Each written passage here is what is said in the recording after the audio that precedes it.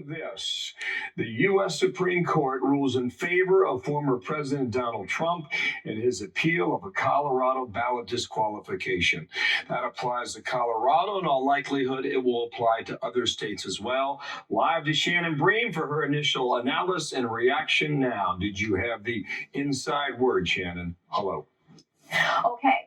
So what we have from the court this morning is this decision in favor of President Trump. They essentially say the judgment of the Colorado Supreme Court that he could be kicked off the ballot in this manner does not stand, has to be overturned.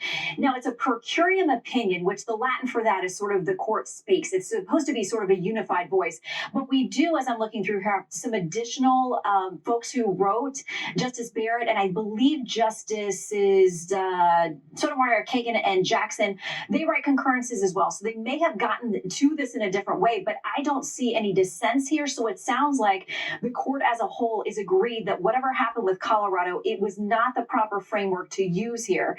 There is discussion at the end of the main decision that says, you know, there would be essentially a patchwork across the states. This was one of the worries that the justices had, and the questions that came together in argument were, what happens if we tell one state they can do this? The Chief Justice said, what if one state decides, okay, I'm kicking off a Republican, another state says, okay, I'm kicking off a Democrat.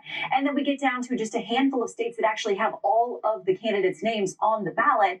What would that do to this country? So it sounds like the majority of the court has come together in this voice to say what happened in Colorado is not correct. It sounds like they're saying states don't have this power, but essentially this is something that should be left to Congress.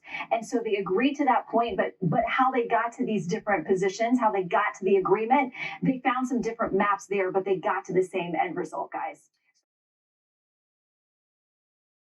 It's not about justice, it's not about agenda, it's not about mobilizing people, it's about dialing for corporate dollars.